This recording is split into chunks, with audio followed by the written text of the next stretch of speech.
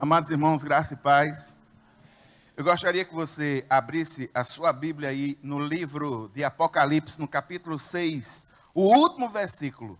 Muito embora hoje vamos estar falando sobre o capítulo 7, mas eu gostaria que você abrisse no capítulo 6, no último versículo, porque nós vamos começar a partir daí. 144 mil selados, uma multidão com vestes brancas. Sobre o que realmente estamos falando? Irmãos, só lembrando aos irmãos, nós estamos falando sobre o juízo dos 7 selos. E esse juízo, ele se desenvolve na teologia de Apocalipse de uma forma progressiva. Alguns teólogos chamam de paralelismo progressivo. A partir do momento que os selos vão sendo desenrolados, vem outra sequência de juízo, que é o juízo das trombetas, a partir do capítulo 8. E depois que termina o juízo das trombetas, vem o juízo das taças, as 7 taças, a partir do capítulo 16. No entanto, nós estamos aí no capítulo, saindo do capítulo 6 e entrando no capítulo 7. Ainda estamos dentro desse espectro que é o juízo dos 7 selos. Onde, nesse juízo dos 7 selos, os primeiros 4 selos estavam ligados diretamente a 4 cavalos, 4 cavaleiros, cada um com um sentido, com uma posição definida nesse contexto. Nós vimos o 5º selo, no 5º selo, o clamor dos mártires, esses mártires que já estão, nesse sentido do texto, na presença do Senhor, gozam da sua honra, da sua proteção direta. Mas no 6º selo, no final, nós temos uma indagação poderosa que justifica o capítulo 7. O capítulo 7. O capítulo 7 é uma resposta àquilo que está em Apocalipse 6, no versículo 17. Apocalipse 6, 17, o texto diz assim: pois chegou o grande dia da ira deles, e quem é que pode suportar? Aí, respondendo a essa pergunta, não na ordem cronológica, mas um conceito chamado enxerto parentético, nós temos aí um parênteses, onde uma outra visão haverá de explicar essa pergunta que é feita no final desse capítulo. Nós precisamos entender que a Bíblia, no seu contexto, ela não era dividida em capítulos e versículos. E o texto bíblico, sobretudo o texto de Apocalipse, ele não é escrito como os textos que nós lemos naturalmente, onde geralmente cada capítulo está ligado a um assunto. Por exemplo, no jurídico, você tem uma lei, você tem o artigo, você tem o inciso, e geralmente é um assunto só. Os textos bíblicos, eles não se comportam assim. Muitas vezes você tem um assunto que perpassa um capítulo. Não quer dizer que cada capítulo tem um assunto. Então, aqui, o capítulo 7 é um parênteses para explicar o que acontece no capítulo 6, no versículo 17, nessa pergunta. O grande dia do Senhor é de uma ira tal, que a pergunta é natural. Essa ira é muito grande. Você vê que as pessoas, no versículo 16, gritam às montanhas e às rochas: caiam sobre nós, escondam-nos da face daquele que está assentado no trono e da ira do Cordeiro, pois chegou o grande dia. Quem é que pode? Quem é que pode suportar isso? A resposta é o capítulo 7. Só pode suportar isso aquele que foi selado por Deus. Aí o capítulo 7 mostra como isso ocorre dentro da visão judaica. Na visão judaica, o povo, em tese, é dividido em 2 grandes grupos. Ou ele é judeu, ou ele é gentio. Então, no capítulo 7, você pode dividir, inclusive, em 2 grupos. Mas as 2 questões estão diretamente ligadas a uma resposta só. Aquele que é selado verdadeiramente pelo Senhor é quem tem condições de suportar a tribulação, porque o nosso Deus é aquele que livra da tribulação, mas ocorrendo tribulação, também é o Deus que livra na tribulação. Então, o capítulo 7, ele começa aí, a partir do versículo 1, nessa dinâmica. É a mesma cena, só que com uma outra perspectiva. Perceba só. Depois disso, disse o quê? A pergunta que foi feita. Há uma pequena aulinha de hermenêutica. O primeiro contexto de um texto é o próprio texto. Aquele que está para frente, aquele que está para trás. Depois disto, o quê? A pergunta que vem no bloco anterior. Quem é que pode suportar isso? Aí, João tem uma outra visão parentética. Por quê? Porque é uma visão que antecede uma sequência, uma outra sequência de juízos. E nessa visão, ele começa a entender quem pode estar livre de tribulação tão grande como se espera. Aí o texto começa. Depois disso, eu vi 4 anjos em pé, nos 4 cantos da terra, retendo os 4 ventos, para impedir que qualquer vento soprasse na terra, no mar ou em qualquer árvore.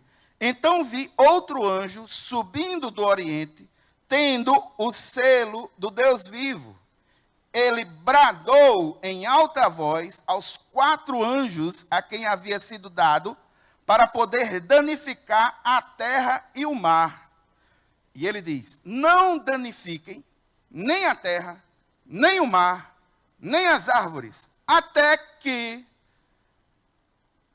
selemos as testas dos servos do nosso Deus. Irmãos, primeira cena, a visão parentética, perceba a similaridade que existe entre o capítulo 7 e o capítulo 6. No capítulo 6, nós vimos 4 cavalos. No capítulo 7, nós temos 4 ventos. No capítulo 6, os cavalos trazem o juízo. No capítulo 7, os ventos são os ventos do juízo de Deus, que estão prontos para começar a sua missão destrutiva.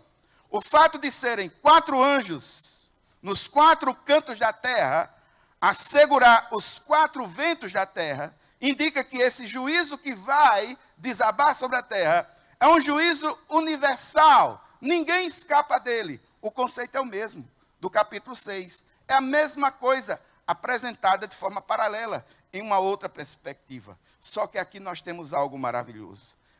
Tanto no capítulo 6, é o Cordeiro quem libera cada fase, selo por selo. No capítulo 7, é o próprio Deus, o Cordeiro de Deus, o Senhor, quem está no controle. Ele tem o controle divino sobre os cavaleiros, e ele também tem o controle divino sobre os ventos. E eu quero lembrar aos irmãos que já passamos dos mártires. Isso nos mostra que a igreja está inserida também nesse grande contexto. E a igreja, o povo do Senhor, selado, haverá de ficar seguro antes que os cavaleiros se avancem. E a destruição que haverá de desabar sobre o mundo, é possível que desabe, mas nesse sentido do texto, esse só vai desabar a partir do momento que o Senhor disser, vá. Enquanto não, nós vemos no versículo 3, a voz de comando dizendo, não danifique terra, nem mar, nem árvores, até que selemos as testas dos servos do nosso Deus. Aí, esse grupo selado é apresentado em 2 grandes grupos. O primeiro grande grupo é a Israel celestial. Dos versículos 4 a 8, nós vemos isso. Então, ouvi o número dos que foram selados. Quem foram selados nesse primeiro momento? 144 mil de todas as tribos de Israel. Da tribo de Judá foram selados 12 mil. Da tribo de Ruben, da tribo de Gade, da tribo de Asser, da tribo de Naftali, da tribo de Manassés, da tribo de Simeão, de Levi, de Isacar, de Zebulon, de José e de Benjamim, 12 mil de cada tribo. E aqui, irmãos, algo fantástico. Quem é que pode resistir a tão grande destruição? Aquele que foi selado pelo Senhor. Sabe por quê, irmãos? Porque o selo está envolvido, na ideia do selo, 3 grandes conceitos. O primeiro conceito é o conceito de proteção. Ninguém pode violar aquilo que está selado.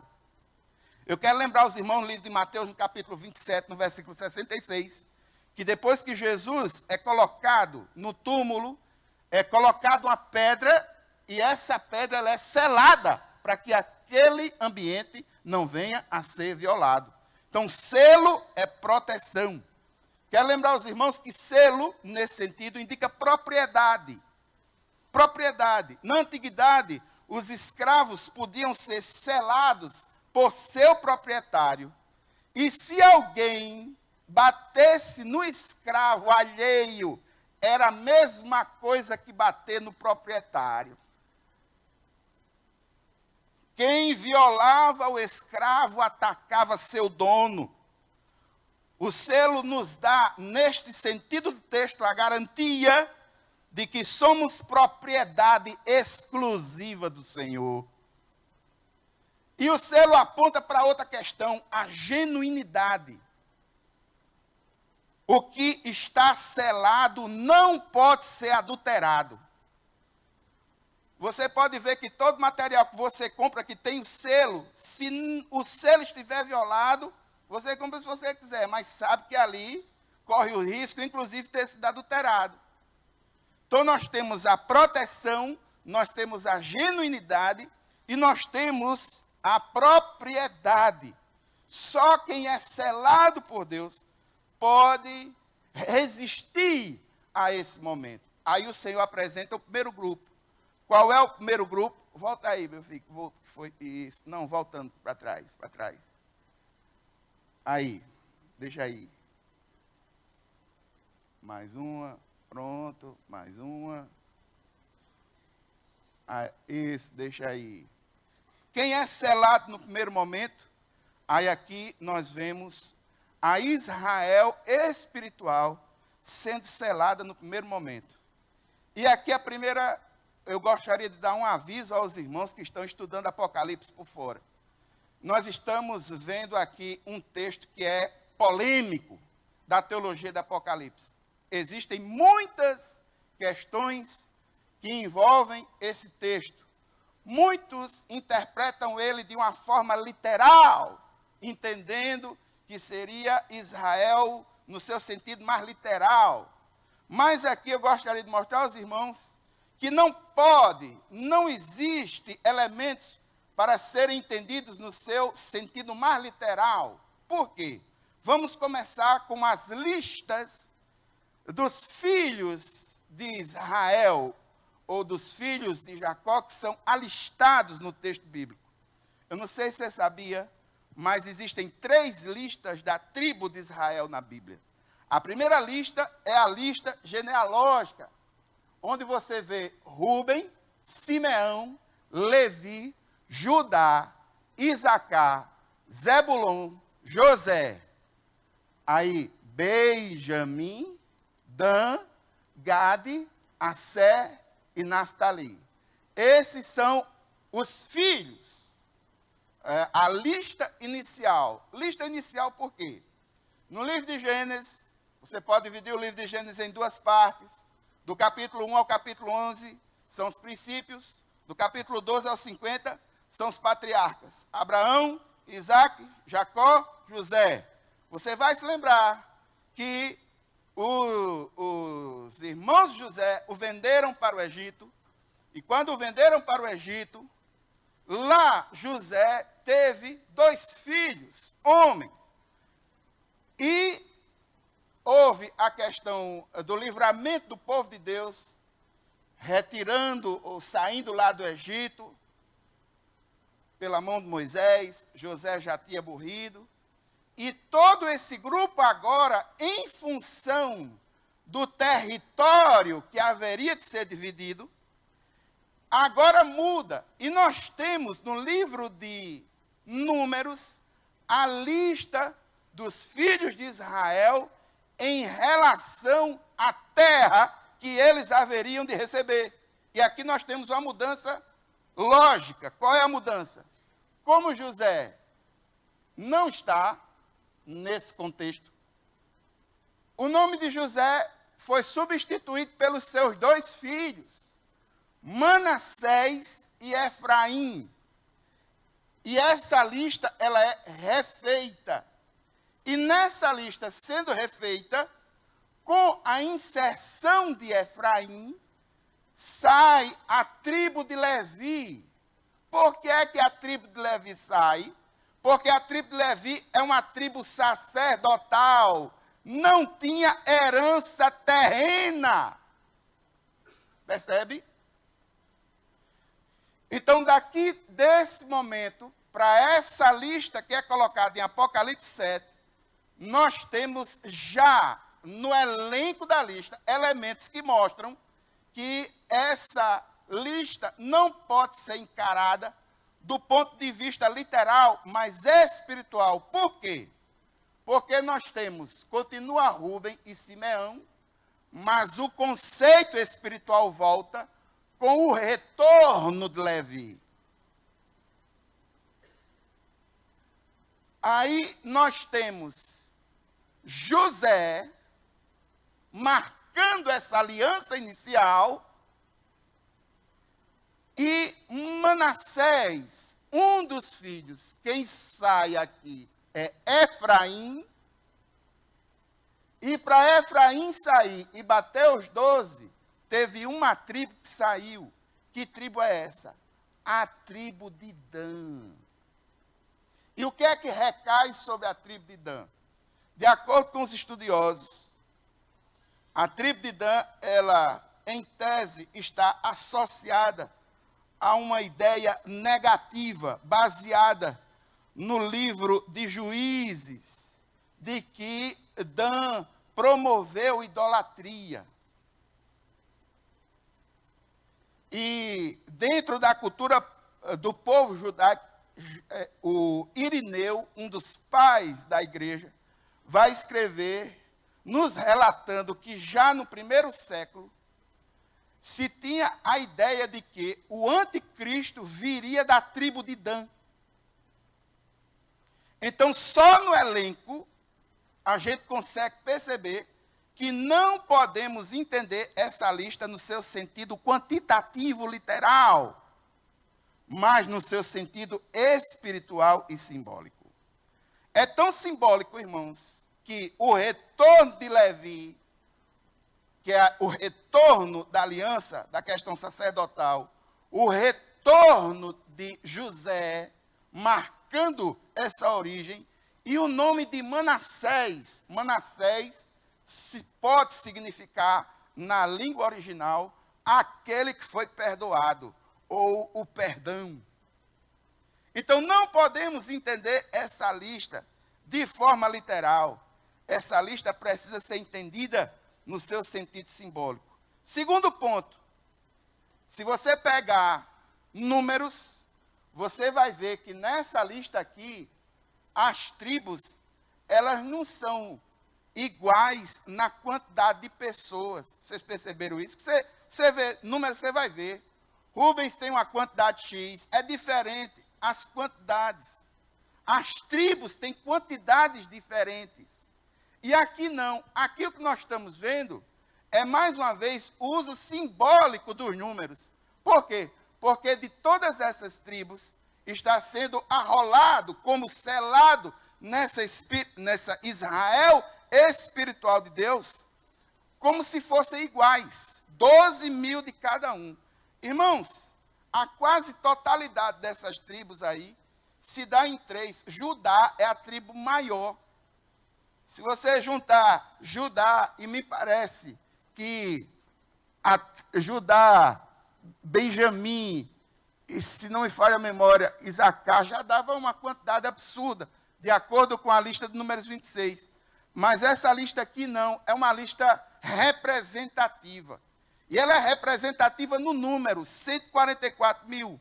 E aqui os estudiosos, eles entendem que, com o objetivo de acentuar esse caráter, os 144 mil, também precisa ser entendido de forma simbólica, porque é uma junção de vários números que na teologia de Apocalipse tem uma função distinta. O primeiro número é o número 3, que está ligado a Deus. Esse número 3 é multiplicado por 4. 4 é o número do mundo. E esse texto nós vemos isso bem representado dos 4 cantos. Essa ideia fica bem marcada. 3 vezes 4 dá 12, o que daria a ideia de Deus em ação no mundo. E esse Deus em ação no mundo, ele se dá de uma dupla forma.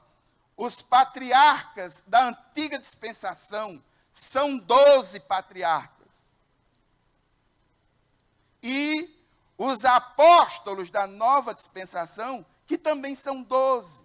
Então essa visão, esse modelo de ver o mundo, era algo muito dessa cultura.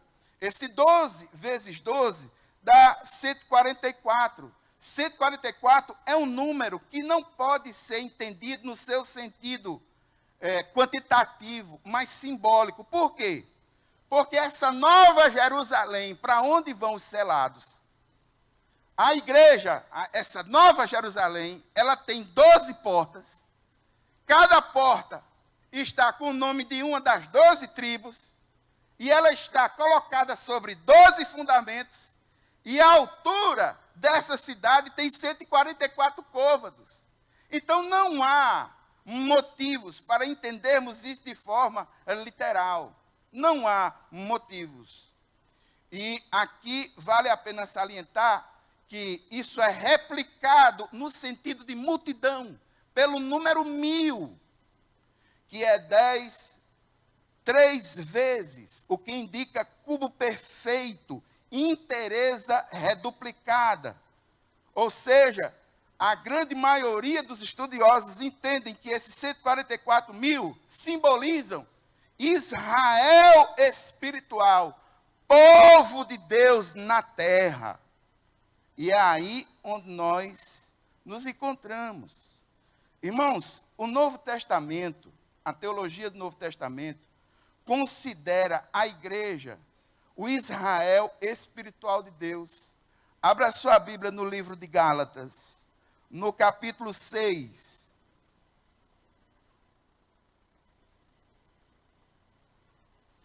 O versículo 16.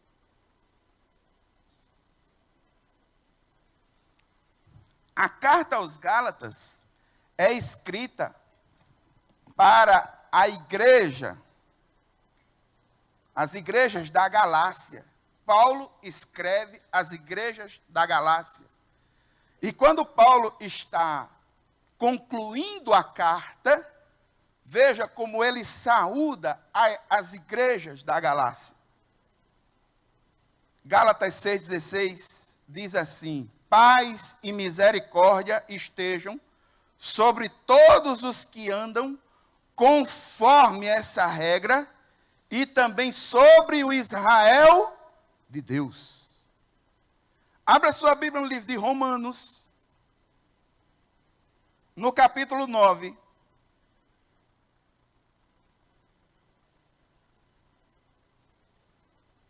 A partir do versículo 6.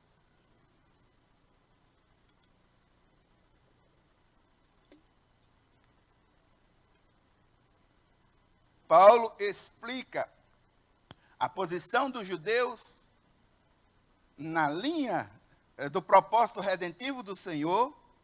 No capítulo 9, no versículo 6, Paulo diz o seguinte: não pensemos que a palavra de Deus falhou, pois nem todos os descendentes de Israel são Israel.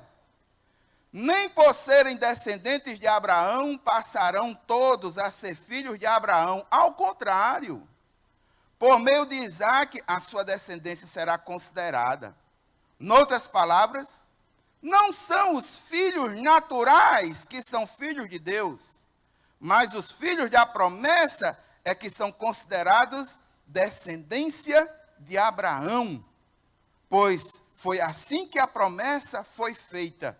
No tempo devido, virei novamente a Sara, e Sara terá um filho. Quem é de Cristo é descendência de Abraão. Nós recebemos a ideia de que Abraão é nosso pai da fé. No livro de Gálatas, no capítulo 3, no versículo 29, Paulo reforça esse conceito. Gálatas 3, 29. Falando para a igreja, mais uma vez, Paulo diz: e se vocês são de Cristo, são descendência de Abraão e herdeiros segundo a promessa. Que promessa foi essa? Vá para o livro de Gênesis, no capítulo 12.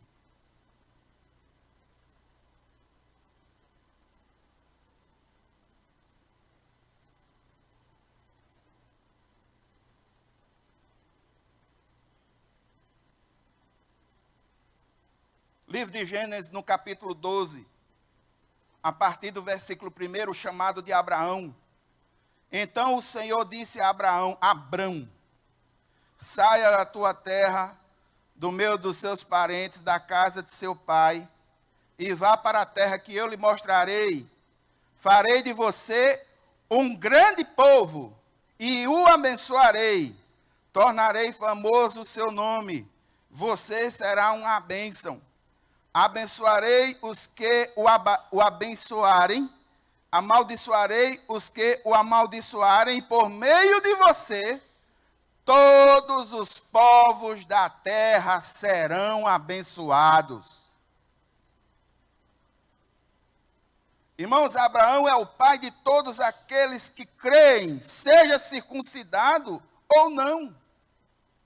Veja Romanos, no capítulo 4. No versículo 11.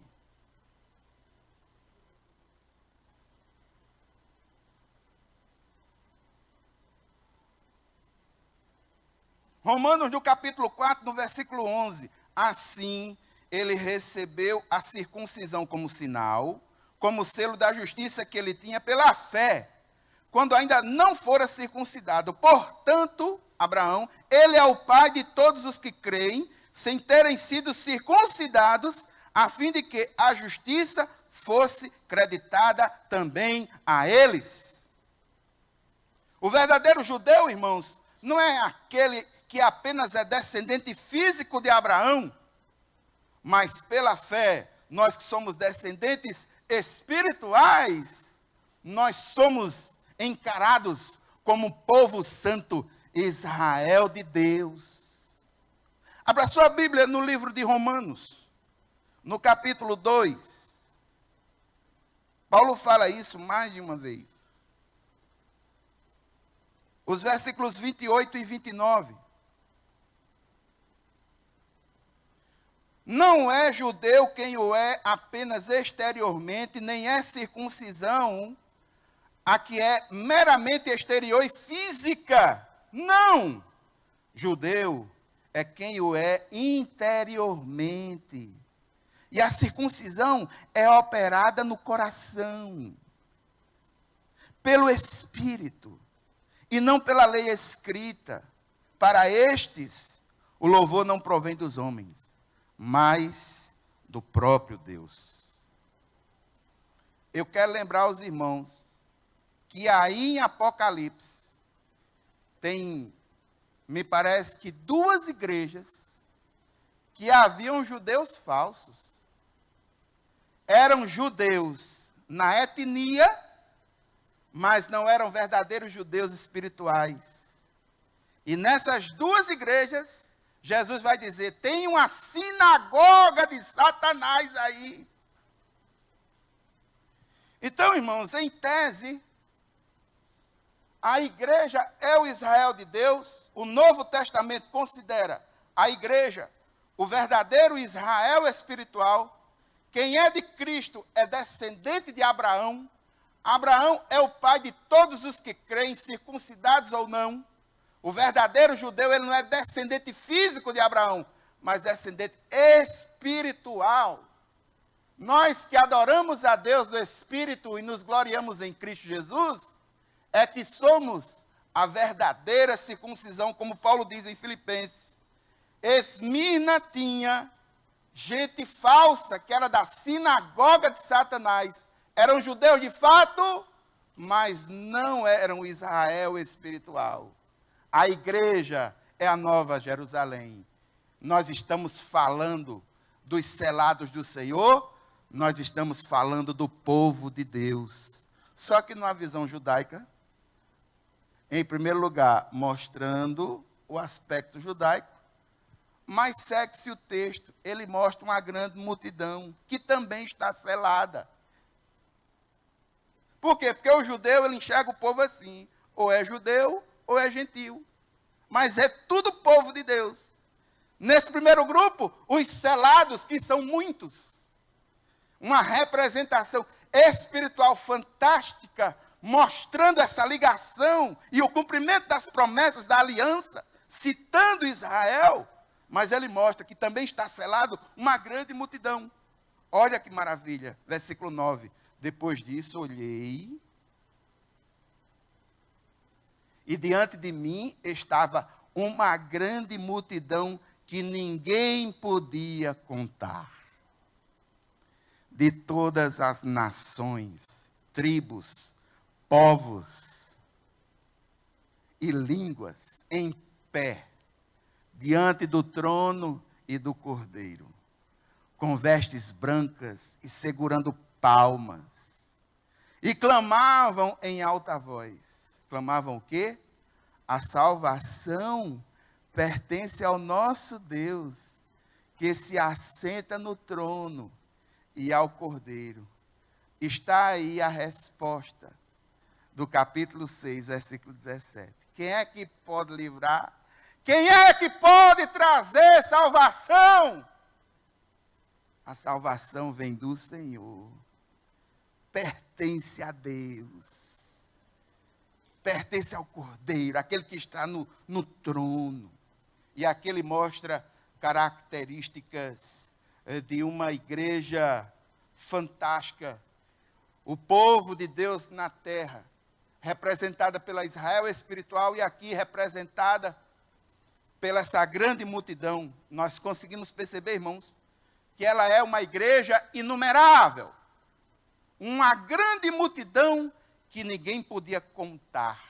É cumprimento de profecia. Gênesis capítulo 15, versículo 5. Olha aí, Abraão, para as estrelas. Vê aí se dá para tu contar, Abraão. A tua descendência vai ser mais do que isso, Abraão. É cumprimento de profecia. Hebreus 11, 12 diz que esse grupo é incontável. É uma igreja universal no sentido da totalidade. Envolve nações, tribos, povos e línguas. É uma igreja honrada, porque ela está em pé diante de Deus, mas não está de cabeça baixa. Ela foi comprada pelo Cordeiro. Ela é digna, não por causa dos seus méritos, mas porque o sangue do Cordeiro de Deus deu dignidade a ela, e ela está em pé diante do Senhor. É uma igreja pura. Veja o que é que ela recebe.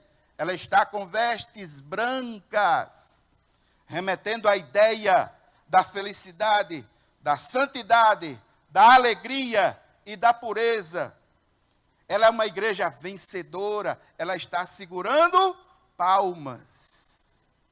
Vocês se lembram de alguma coisa que envolve palmas? No livro de Salmos, cantemos ao Senhor com palmas de vitória e alegria. No livro de Mateus, quando o Senhor entra em Jerusalém, todos aqueles saúdam ele vitorioso, bendito o que vem, em nome do Senhor, e eles saúdam com palmas. Não é palmas, mas palmas de árvores, né? Plantinhas, mas agitando como sinônimo de vitória. A igreja é uma igreja vitoriosa. E ela é uma igreja sábia. Por quê? porque ela reconhece que os méritos dela estar ali não foram dela. Ela reconhece que a salvação que ela tem vem do Senhor. Olha o que é que ela diz? Clamam em alta voz. A salvação pertence ao nosso Deus e ao que se assenta no trono e ao Cordeiro. A salvação não é o mérito. A salvação não é fruto das obras.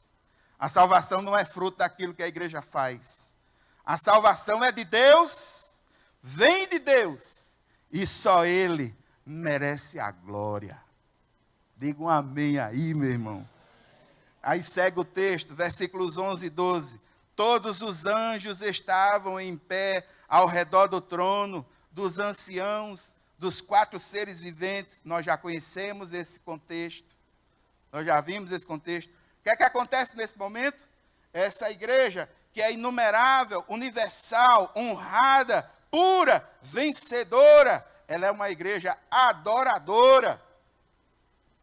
E todos juntos dizem amém. Louvor e glória e sabedoria, ação de graças, honra, poder e força sejam ao nosso Deus para todos sempre. Amém. Amém. E aqui, irmãos, dentro desse contexto, para fazer um contraponto com a situação desesperadora do capítulo 6, nós somos levados a uma pergunta retórica. Veja aí, versículo 13 em diante.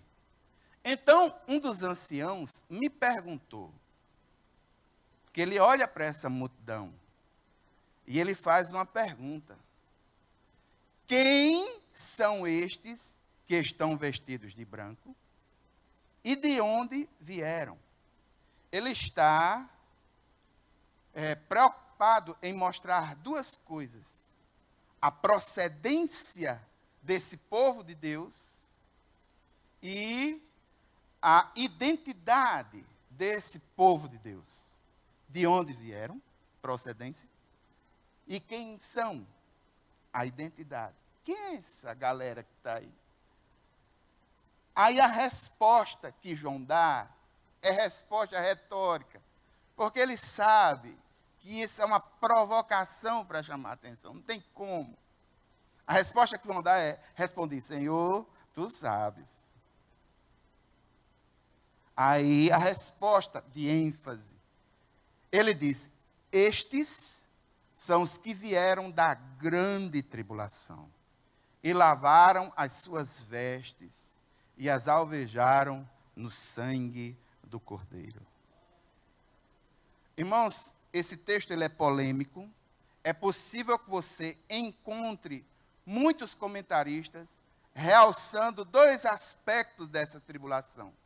Em primeiro lugar, aquela tribulação grande que a gente falou, que é esperada para o final dos tempos. Mas tem outros teólogos que também vão dizer que a igreja do Senhor, ela sempre esteve envolvida em tribulações. Então, independente desta ou daquela leitura, inclusive porque no final do livro eu vou mostrar todas as visões para vocês, independente desta ou daquela leitura, o que é que nós aprendemos aqui? Em primeiro lugar, irmãos, nós aprendemos que a igreja, ela convive com a tribulação.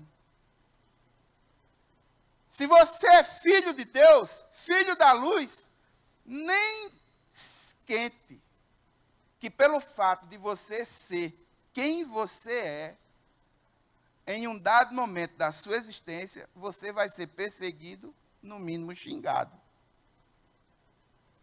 Eu me lembro, eu trabalhava no banco, e eu trabalhava de madrugada, cheguei de moto. Antigamente tinha uma moto chamada DT. Tem muita gente rindo quando eu digo isso.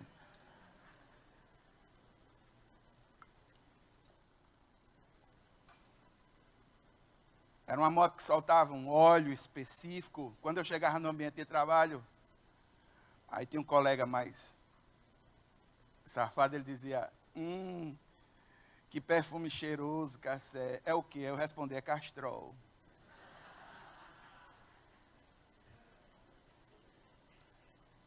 Aí teve uma vez que eu cheguei meio de, como diz o português antigo da minha época, cheguei de soslaio. Eu cheguei assim, de supetão. Aí um camarada disse, eu tenho horror a crente. Tenho nojo daquela gentinha que se diz salva. Aí eu entrei no ambiente, olhei para ele e disse, rapaz, por que você tem ódio de mim? Se você Aí comecei a conversar com ele e vi que ele tinha um trauma com uma pessoa que de alguma certa forma estava dando um péssimo testemunho. Então, mas na mentalidade dele pude ver. E você pode ter certeza disso, meu irmão. Independente de qualquer coisa, tenha a compreensão de que você, como sendo filho da luz, os filhos das trevas não vão olhar você com satisfação, não. Se perseguiram a Jesus, o próprio Jesus fala isso, o que haverão de fazer com cada um de nós? Essa ideia de fazer convergir uma amizade com o mundo em sincronia com uma vida cristã autêntica e verdadeira, em um dado momento da história de qualquer pessoa, vai ruir. Porque nós defendemos algumas coisas que não se encaixam na dinâmica pecaminosa do mundo lá fora, e em algum dado momento vai ter um choque. Mais cedo ou mais tarde, vai ter um choque. Então, a tribulação faz parte da vida do crente. Não desista de Jesus, não. Mas eu vou dar um versículo para mostrar isso que eu estou dizendo. Abra sua Bíblia no livro de Atos, no capítulo 14, no versículo 22, digno da bolinha.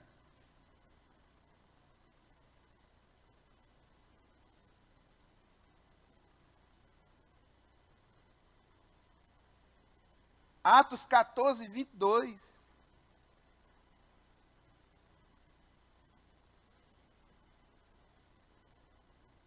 Vou ler aqui para você.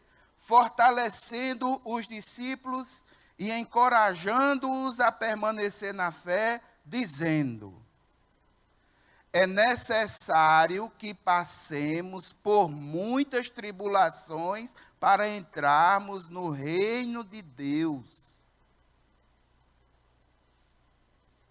A tribulação faz parte, seja ela uma grande tribulação esperada para o final dos tempos, seja ela as tribulações naturais do dia a dia, a igreja convive com isso.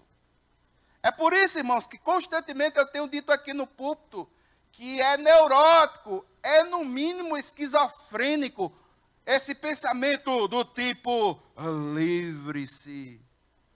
Como é? Não sofra. Pare de sofrer. Meu irmão, isso é negar a realidade do mundo, é negar a realidade da vida. É negar a dinâmica, é negar o que ocorre diante dos nossos olhos. Isso tem nome, é esquizofrenia, negar a realidade. Então, irmãos, a ideia é que, sendo a tribulação natural do dia a dia, ou a grande tribulação que é esperada para o final, e depois a gente vai colocar tudo isso dentro de uma linha cronológica, eu vou mostrar para vocês todas essas grandes divisões e pensamentos, só que no final, agora não. No final de todo estudo, lá para o outro ano, mas agora não. A ideia, irmãos, é que a igreja, ela será protegida, não da tribulação, ela é protegida na tribulação.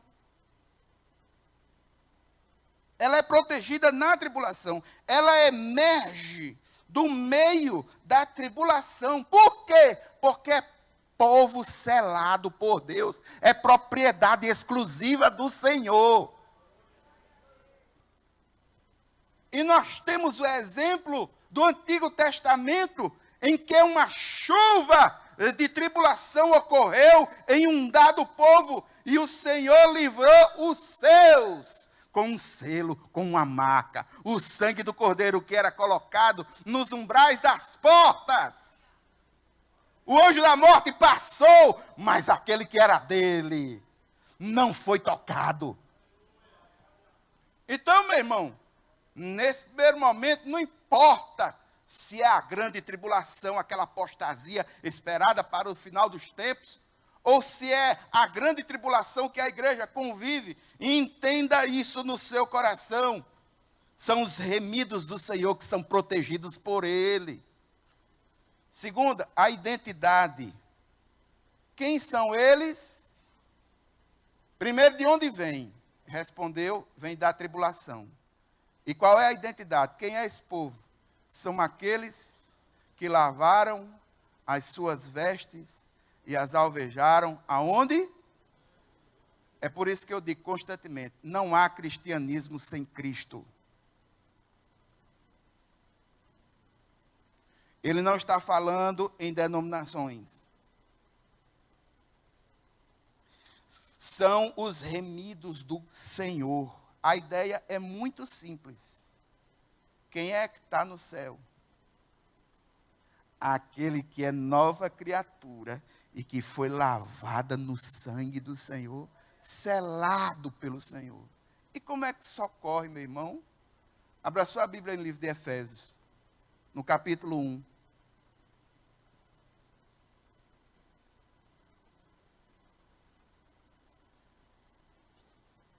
Os versículos 13 e 14. Olha o processo de selagem. Olha o processo de selagem. Olha o processo de selagem, como é que se dá.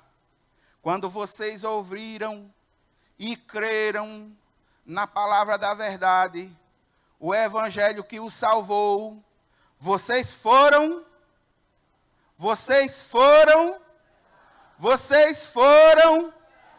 em Cristo com o Espírito Santo da promessa, que é a garantia da nossa herança até a redenção daqueles que pertencem a Deus para o louvor da sua glória. Repita comigo, meu irmão, eu sou selado por Deus. Você foi selado, meu irmão. Você foi selado, meu irmão. Que toda sorte de ansiedade, que toda sorte de temor caiam dos nossos corações. Nós fomos selados pelos méritos do Cordeiro. Nós fomos selados com o Espírito Santo da promessa. Isso muda muita coisa dentro de nós. Ninguém entrará no céu por pertencer a esta ou aquela igreja, ou por defender esta ou aquela doutrina. Entra no céu aquele que foi selado, lavado no sangue do Cordeiro e que é nova criatura. Segue o texto. Versículo 15 até 17. O que é que esses selados vão fazer? O oposto do que a gente vê no final do capítulo 6. É por isso que é um texto parentético. É um texto paralelo. Porque no final do capítulo 6, encerra-se com desesperança, com desestrutura. E o final do capítulo 7 é justamente o contrário do capítulo 6. Olha só.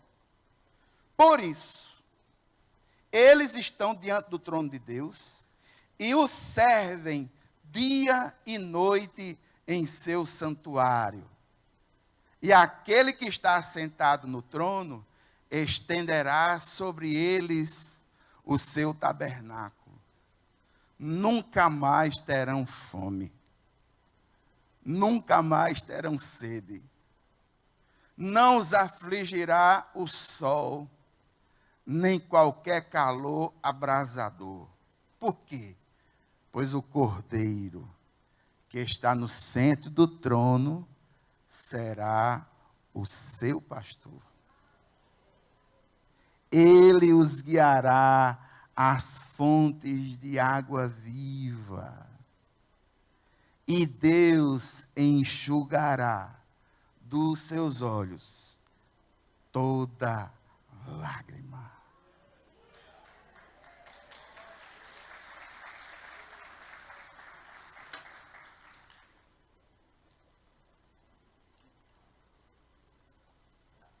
contrastando com a situação terrível do capítulo 6, de desesperança, nós temos o capítulo 7, mostrando que aquele que é selado pelo Senhor, ele nutre esperança de um futuro maravilhoso.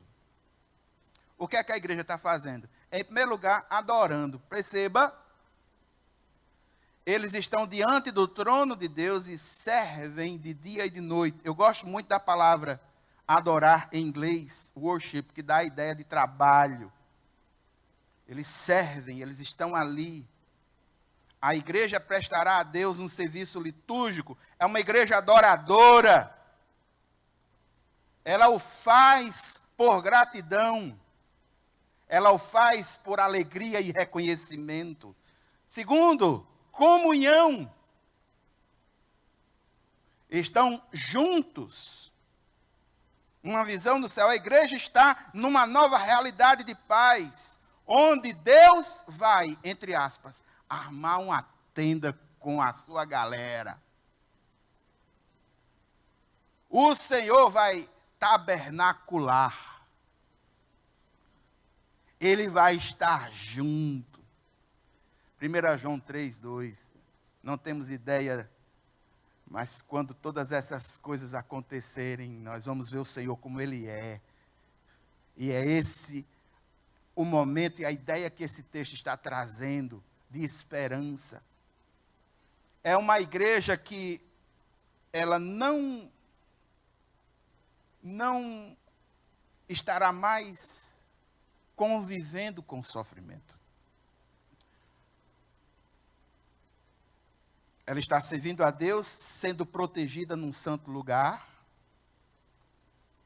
necessidades supridas, nunca mais terão fome, nunca mais terão sede, nem os afligirá o sol. Um comentário parentético nesse último aqui, hoje foi um calor, não foi não? Lá não vai ter isso não.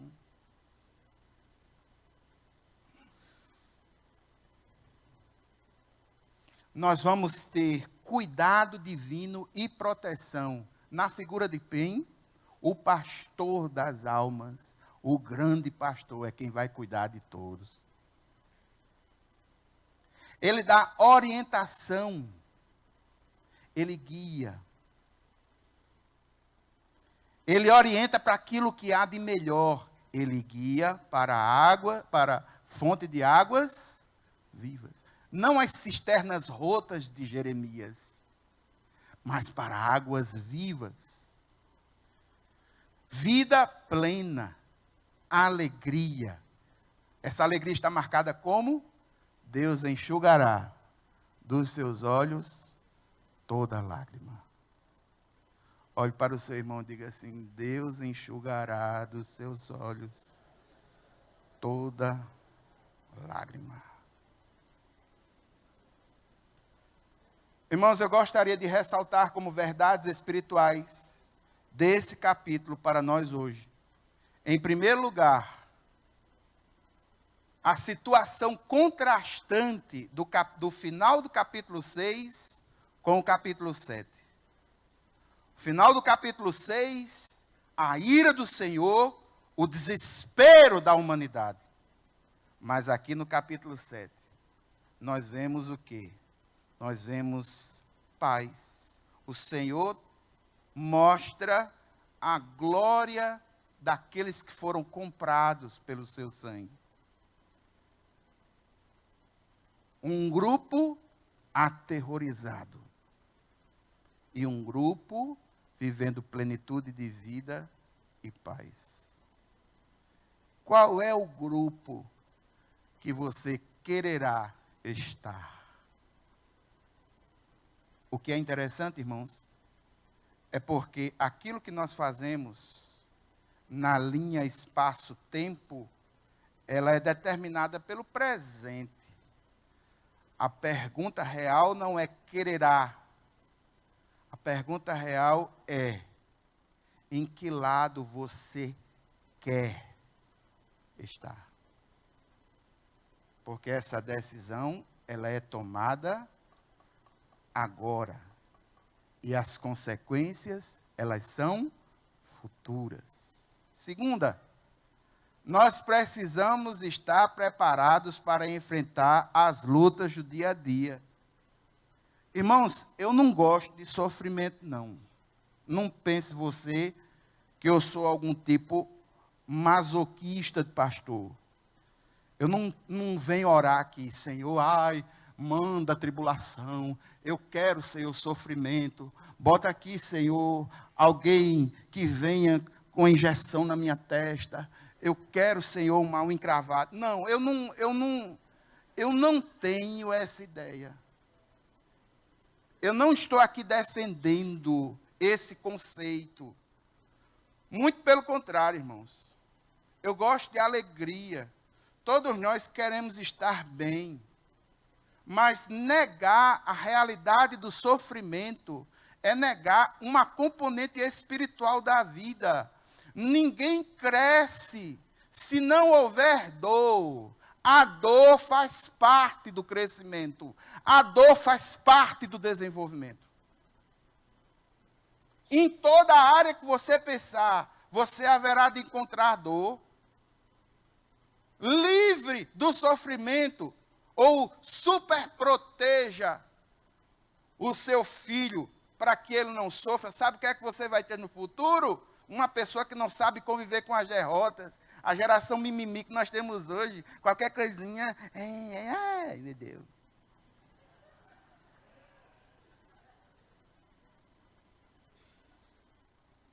Não existe desenvolvimento espiritual sem dor. Muitas vezes o Senhor, para testar a nossa fé, Ele mesmo nos bota no fogo. Quero lembrar os irmãos, no livro de Mateus, no capítulo 4, versículos 1 a 11, fala sobre a tentação do Senhor Jesus no deserto. No começo do texto diz que quem levou Jesus para o deserto foi o Espírito Santo.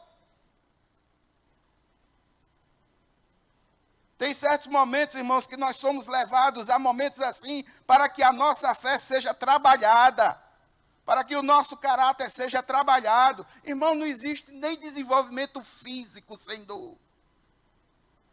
Eu digo isso que eu vou para a academia de ginástica, quando eu quero fazer um exercício a mais, que bota os pesos a mais, eu volto assim para casa, cheio de dor. Não posso nem me sentar, é terrível. Para música, eu com aquele negócio. Quando eu chego em casa, todo quebrado, todo moído. Mas tem que ser assim. Se eu ficar só no maneirinho, não vai ter desenvolvimento nenhum. E outra coisa, a gente que paga tem que ir, né? Tem mais isso, né? Né?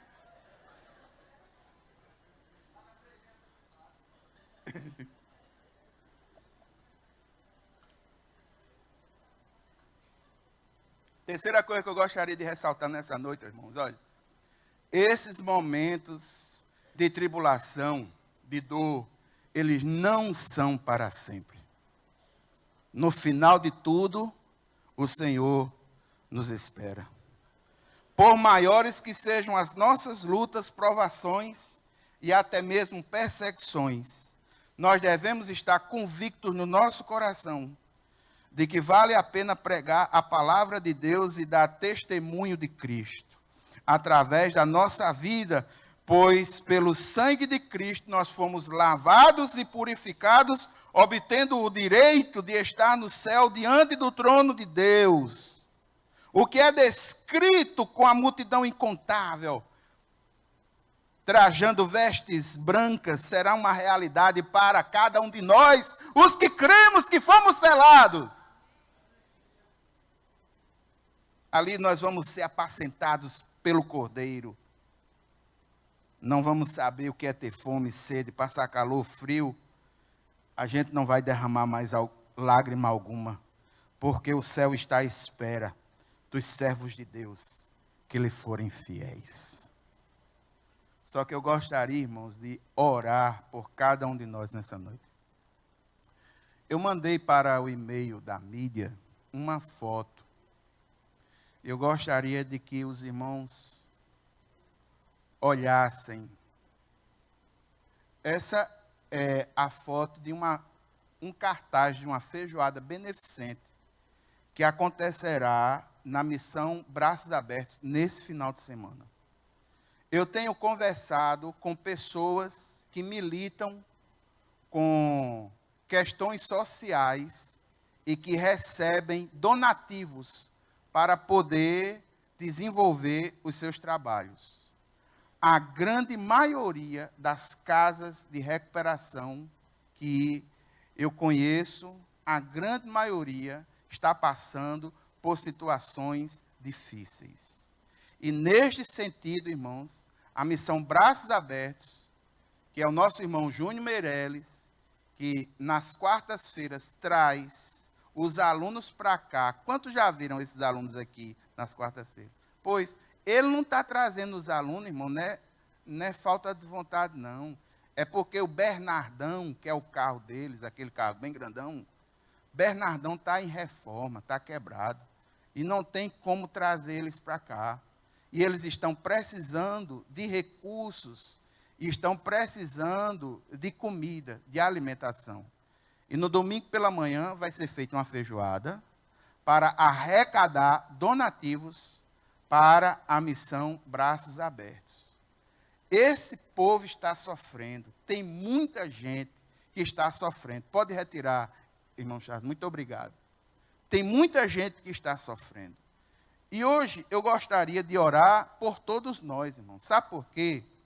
Essa luta de sofrimento, de dor, de angústia que muitas vezes nós vivemos aqui na terra, ela nos desgasta, ela acaba com a gente.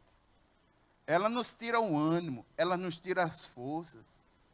E constantemente nós precisamos orar, clamando e pedindo ao Senhor que nos restaure as motivações para viver, nos restaure o entusiasmo. O entusiasmo é uma palavra linda na língua original, é a junção de três palavras em theos, mu, em, dentro de theos, divindade, Deus, mu, mim. Os gregos entendiam que aquela pessoa entusiasmada era aquele que a divindade de alguma forma operava nela. Irmãos, muitos de nós, às vezes estamos passando por uma situação tão difícil, tão complexa, que aquele entusiasmo para viver, aquela alegria de viver, ela vai embora. Ou seja, sofrimentos muito grandes, ou seja, notícias muito ruins, todas essas coisas nos ferem interiormente. E eu gostaria, irmãos, de orar por cada um de nós, para que nós tenhamos força para enfrentar essas dificuldades, com esperança no coração. Segundo, eu gostaria de orar, irmãos, para que, se você tem passado por momentos difíceis, vamos orar colocando diante do Senhor a sua causa, a sua situação, pedindo estratégias do próprio Deus. Que o Senhor abra as portas, que o Senhor traga lucidez da situação, para que nós possamos tomar as decisões corretas, de acordo com a sua vontade, naquilo que está espelhado na sua palavra. Gostaria de orar pela missão Braços Abertos, pelas outras missões que estão passando por dificuldades financeiras nesse momento. E nós vamos orar pedindo forças a Deus, para que a gente não desista dessa caminhada. Irmãos, é muito triste quando aqui e ali a gente se encontra com uma pessoa e sabe que essa pessoa já não caminha mais conosco nessa caminhada de fé. Isso é triste. Eu penso aqui e na minha mente veio o nome de muitas pessoas, até aqui desse bairro mesmo, que passaram por aqui e hoje em dia voltaram praticamente para as mesmas práticas e a mesma vida de outrora. Nós precisamos, como aqui foi falado, no momento do louvor, na palavra do pastor Tomás, nós precisamos ser cheios do Espírito Santo. Nós precisamos ser avivados no Senhor, para que a gente não esmoreça na caminhada. As murmurações, as negatividades, essas coisas fazem com que a gente se perca no caminho. Esse é o grande ensino do livro de Números. Então nós precisamos clamar, e pedir mesmo de coração, com o coração aberto. Senhor, me sustenta nos teus santos caminhos.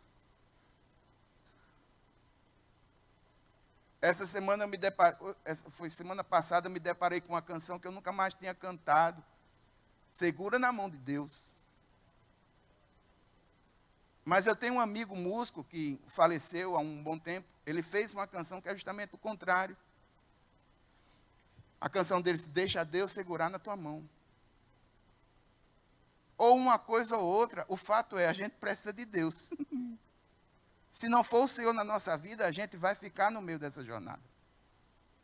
Eu gostaria, irmãos, para encerrar, nós vamos fazer essa última oração. Fique em pé em nome de Jesus, vamos levantar um clamor, e eu gostaria que você colocasse diante do Senhor aquilo que te faz sofrer, e colocasse diante do Senhor a sua vida, na sua jornada, a sua trajetória. Peça proteção ao Senhor, peça para ser cheio do Espírito Santo de Deus, peça para conhecer mais profundamente a vontade do Pai, vontade revelada pela palavra. Só lembrando, próximo domingo agora, o que é? Dia da Bíblia. Isso mesmo, os irmãos se lembraram. Segundo domingo de dezembro, dia da... Eu vou estar pregando aqui no culto 17 horas. Dia da Bíblia. É a palavra. Busque a palavra. E ore também pela missão Braços Abertos. Vamos orar.